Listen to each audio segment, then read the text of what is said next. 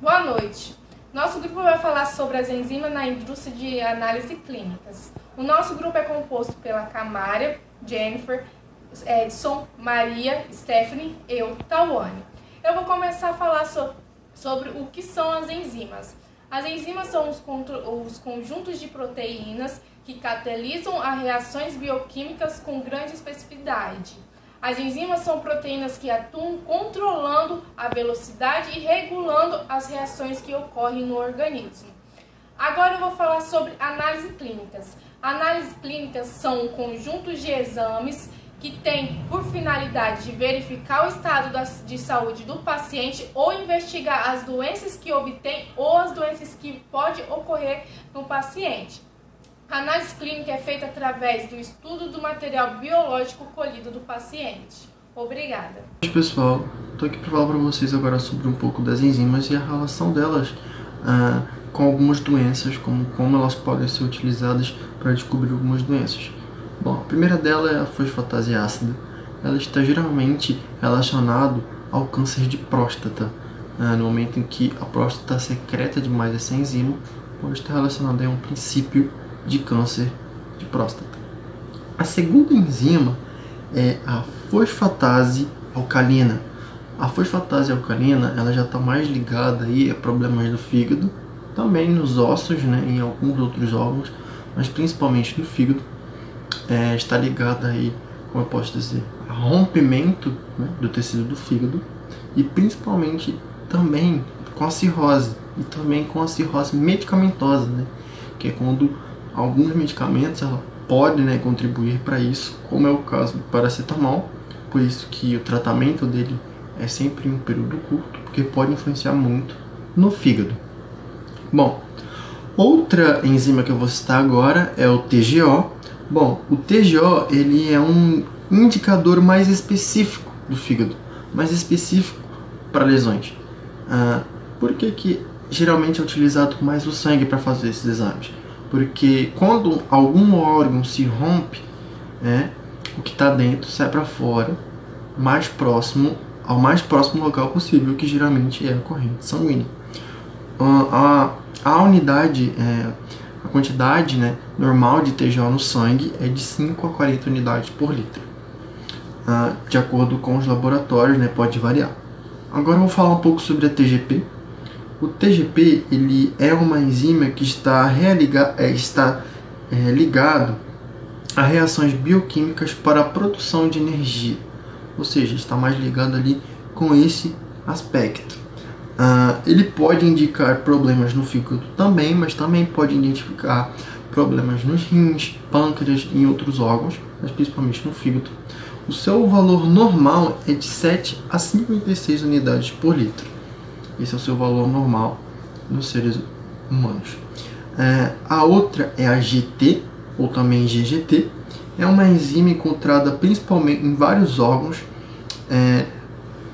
Pode ser encontrada no fígado, pode ser encontrada no coração, nos rins e entre várias outras.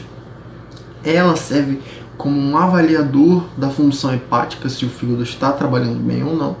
O seu valor normal varia de 9 a 36 unidades por litro em mulheres, de 12 a 64 em homens.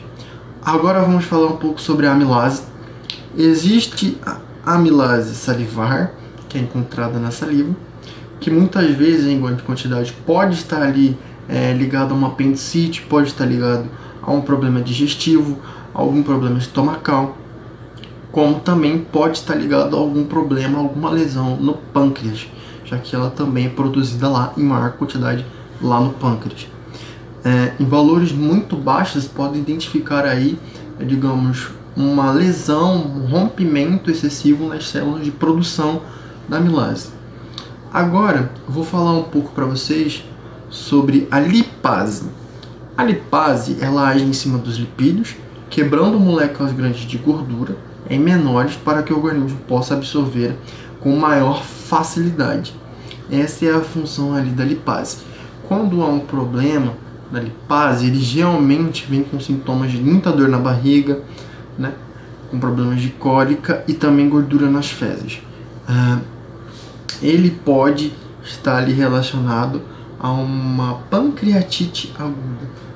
Também é relacionado ao pâncreas. CK, a enzima CK, que é a creatinina quinase, que também é uma, digamos assim, mais uma proteína do que uma enzima. Ela está relacionada a casos de rompimento muscular, né? Lesões no músculo da musculatura. Temos também o último, que é o LDH. O LDH, ele é uma célula responsável por fazer ali a conversão de lactato em piruvato e do piruvato em ácidos graxos, né? E também triglicerídeos. O LDH também vai fazer ali com uma competição com o LDL, que é o colesterol ruim, fazendo aquela retirada excessiva de gorduras das veias, das artérias e tudo mais. O LDH também é muito importante, né, para manter, para evitar anemias, porque é uma gordura boa que serve de reserva de energia para o organismo. Boa noite, gente. Hoje eu vou falar sobre a atividade enzimática. As enzimas, elas catalisam reações sempre que sejam termodinamicamente possíveis.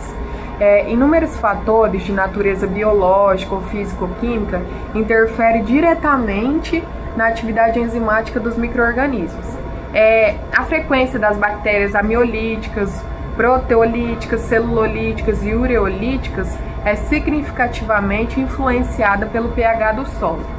Então, devido ao fato de as enzimas serem extremamente seletivas em relação ao seu substrato e a sua velocidade aumentarem apenas algumas reações, todas as enzimas que são catalisadas pelas células determinam o tipo de metabolismo que cada uma dessas células terá.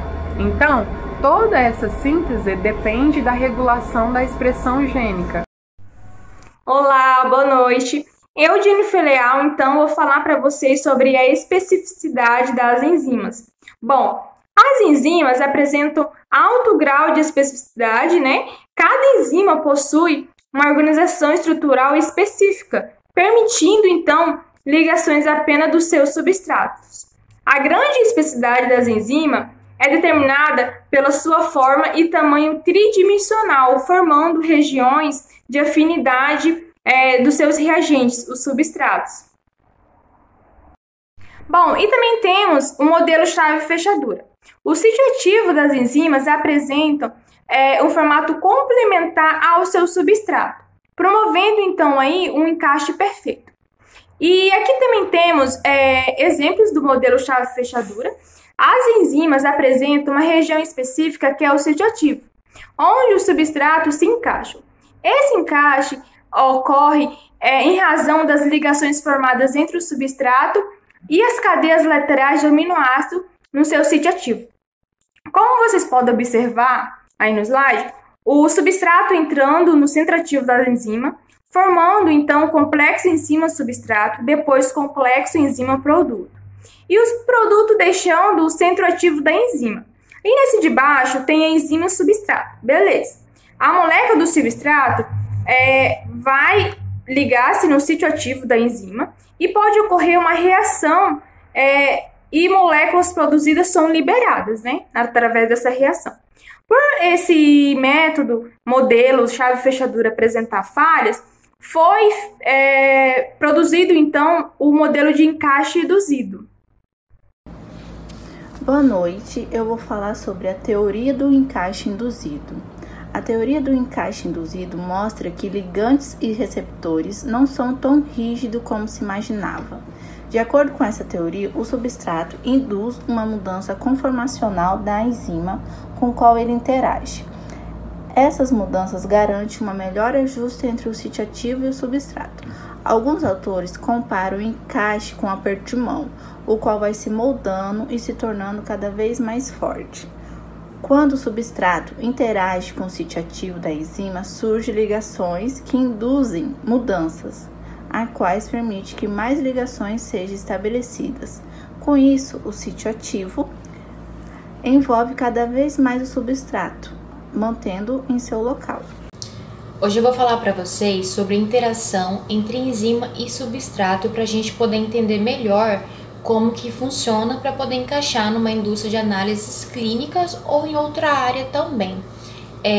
Podemos dizer que que a interação entre enzima e substrato ela não pode ser considerada um modelo seguido à risco como chave fechadura, apesar de ser bem parecido.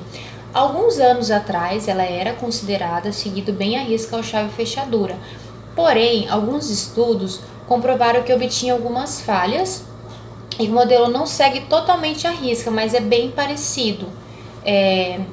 Na verdade, a aproximação e a ligação do substrato, ela induz na enzima uma mudança conformacional, tornando ela ideal para uma catálise. Por exemplo, quando ela se liga ao substrato, as enzimas, em geral, elas conseguem modificar a distribuição dos átomos, alterando a molécula de reagente.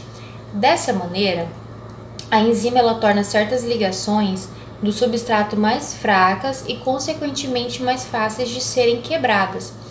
Ao finalizar uma reação química, a enzima ela é totalmente regenerada e ela pode ser novamente utilizada em alguma outra reação. As enzimas elas apresentam uma região específica, que é o sítio ativo delas, onde o substrato ele se encaixa. Esse encaixe ele ocorre em razão das ligações formadas entre os substratos e as cadeias laterais de aminoácidos no sítio ativo. Seria como se cada substrato ele se encaixasse perfeitamente em uma única enzima, assim como uma chave é encaixada para certa fechadura. Por isso que a gente fala que parece o modelo chave fechadura, mas não é tão seguido, tão certo à risca assim. Como as enzimas elas também são proteínas, tem fatores que podem influenciar, como fatores de pH, fatores de temperatura e concentração do substrato.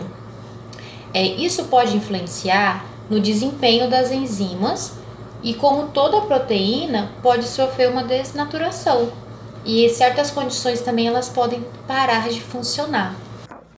Então é isso, essa foi a nossa apresentação com o tema de enzimas na indústria de análises clínicas. Muito obrigada pela atenção de todos.